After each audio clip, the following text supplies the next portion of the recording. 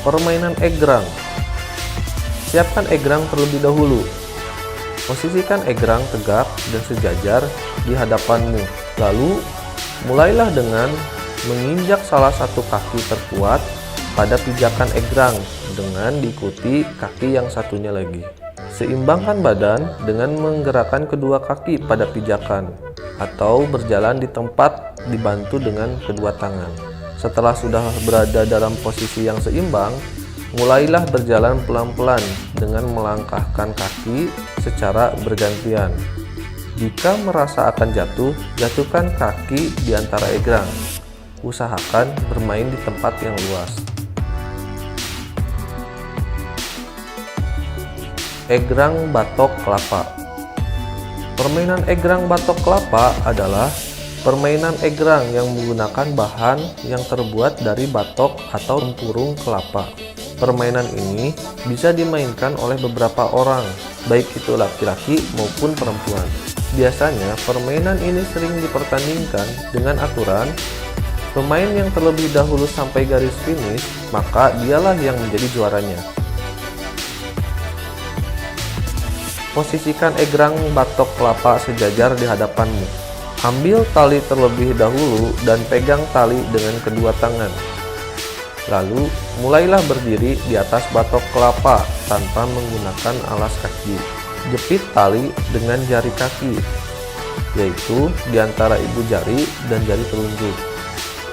Mulailah berjalan seperti biasa sambil menarik tali egrang secara bersamaan dengan menyesuaikan posisi langkah pada kaki agar pijakannya tidak lepas. Olahraga tradisional hadang. Berikut cara bermain olahraga tradisional hadang. Diadakan undian sebelum permainan dimulai. Yang kalah menjadi penjaga dan yang menang menjadi penyerang.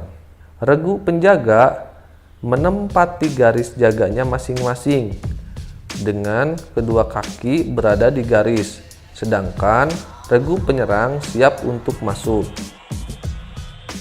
Penyerang berusaha melewati garis di depannya dengan menghindari tangkapan lawan atau sentuhan. Penjaga dapat menyentuh penyerang dengan menjatuhkan badan dengan posisi kedua kaki di atas garis. Pergantian dari penyerang ke penjaga atau sebaliknya ditentukan oleh wasit dengan membunyikan peluit. Penyerang yang memasuki satu kotak dengan 2 orang. Penetapan nilai diambil dari setiap pemain yang berhasil melewati garis depan sampai dengan garis belakang diberi nilai 1. Dan pemain yang juga berhasil melewati garis belakang sampai dengan garis depan diberi nilai 1. Olahraga tradisional boy-boyan. Boy-boyan adalah olahraga tradisional yang membutuhkan ketangkasan dalam menghindari bola dan keakuratan dalam melempar bola. Boy-boyan bisa dimainkan lebih dari 3 orang. Alat-alat yang dibutuhkan boy-boyan adalah bola dan susunan pecahan genteng. Tim dibagi menjadi 2, terdiri dari tim pemain dan tim lawan. Tim lawan diawali dengan 1 orang dan sisanya sebagai tim pemain. 1 orang tim pemain mengawali dengan melemparkan bola ke arah genteng sampai susunan genteng tidak dalam kondisi utuh.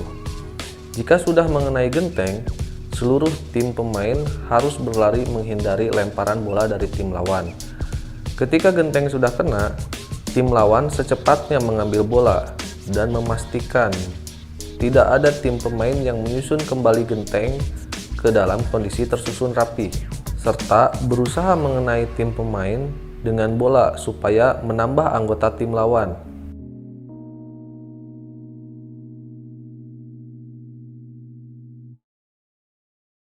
Namun jika tim pemain berhasil menyusun genteng, maka tim pemain menang. Permainan engklek. Semua pemain melakukan home pimpa. Yang menang berhak melakukan permainan terlebih dahulu. Pemain pertama melempar gaco. Gaco biasanya menggunakan genteng atau keramik. Pemain pertama melempar gaco ke kotak nomor 1. Setiap kotak harus dilangkahi oleh 1 kaki saja.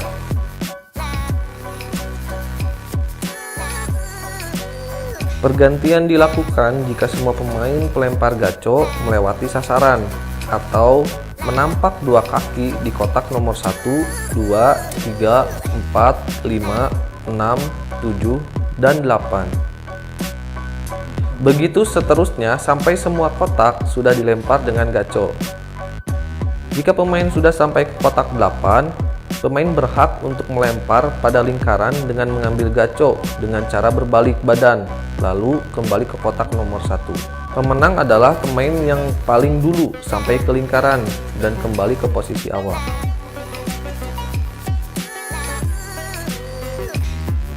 Permainan congklak. Permainan congklak dilakukan oleh dua orang, bisa perempuan ataupun laki-laki. Posisi bermainnya saling berhadapan seperti bermain catur. Pertama, isi terlebih dahulu 7 lubang milikmu dan 7 lubang milik lawan dengan 7 buah biji congklak di setiap lubangnya. Lalu, lubang besar yang berada di sisi kiri dibiarkan kosong. Tentukan siapa yang mulai lebih dahulu dalam cara sweet. Salah satu yang memulai dapat memilih lubang yang akan diambil dan meletakkan satu ke lubang di sebelah kirinya, dan seterusnya searah jarum jam. Bila berhenti di lubang kosong di sisi lawan, maka ia berhenti dan tidak dapat melanjutkan permainan. Untuk memenangkan permainan ini, kita harus mengumpulkan biji sebanyak-banyaknya di rumah sendiri atau di lubang besar sisi kiri kita. Permainan dianggap selesai bila sudah tidak ada biji yang dapat diambil atau seluruh biji ada di lubang besar kedua pemain. Pemenangnya adalah yang mendapatkan biji terbanyak. Permainan bekel. Pemain bekel biasanya dilakukan oleh 2-5 orang pemain dengan cara bermain sebagai berikut. Siapkan bola bekel dan 5 buah biji bekel. Permainan dilakukan dengan mengumpulkan biji bekel setelah bola bekel dilambungkan ke udara.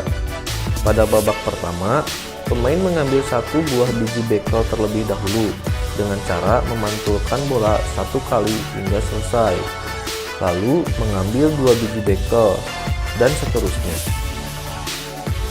Permainan akan bergantian ke pemain berikutnya apabila tidak berhasil mengumpulkan biji bekel pada pantulan bola bekel atau muncul pelanggaran seperti menyentuh biji bekel lain saat mencoba mengumpulkan biji bekel. Pada babak kedua, biji bekel diatur dengan posisi menunjukkan sisi yang sama.